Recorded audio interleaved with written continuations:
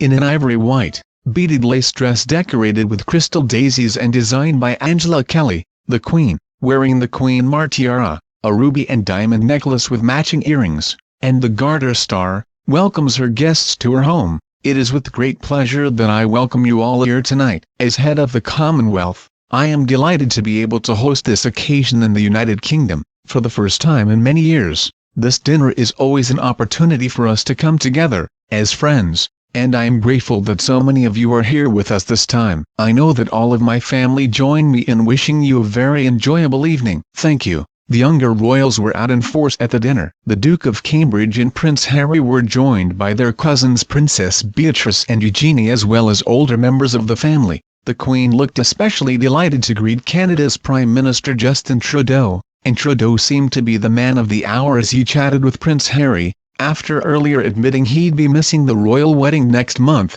saying, "I of course wish them the very best but have important responsibilities elsewhere." At tonight's black tie dinner, the 130 guests enjoyed a three-course meal washed down with wines from England, New Zealand, Australia, and Cyprus. A steady stream of world leaders began arriving at Buckingham Palace shortly before 7 p.m. Prime Minister Theresa May was one of the first to arrive to the dinner, wearing a dark green and black evening gown with red patent heels, and was accompanied by her husband Philip May. The lavish dinner is ahead of anointing the Queen's successor on Friday, as she told foreign dignitaries earlier today of her sincere wish that they pick Prince Charles to take over as leader of the Commonwealth. One by one luxury cars arrived to the palace, each dropping off a foreign leader in black tie attire. Representatives of each of the 53 member nations arrived in a convoy of Range Rovers, each escorted by a detective. Australian Prime Minister Malcolm Turnbull was accompanied by wife Lucy,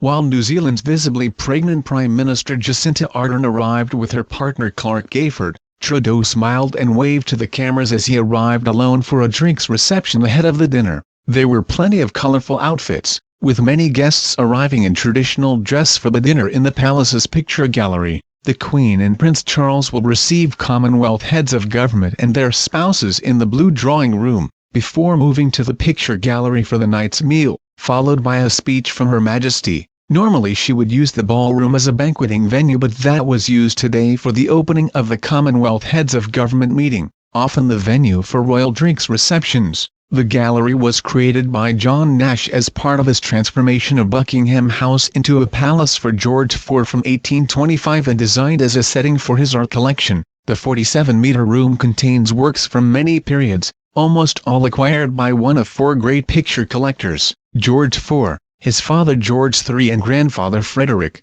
Prince of Wales, as well as perhaps the great royal picture collector, Charles I. The first wine served, Windsor Great Park Vineyard 2014 English quality sparkling wine, is a commercial operation on the Crown Estate, not the royal family's own vineyard. Every guest had their own butter dish. Among the china used was a green silver dessert service from the 1790s made of soft paste porcelain for Louis XVI. It was purchased by George IV when he was Prince Regent, and the service was used at Carlton House in the 1820s. Prince Harry and his bride-to-be Meghan Markle attended a women's empowerment reception hosted by the Foreign Secretary, Boris Johnson.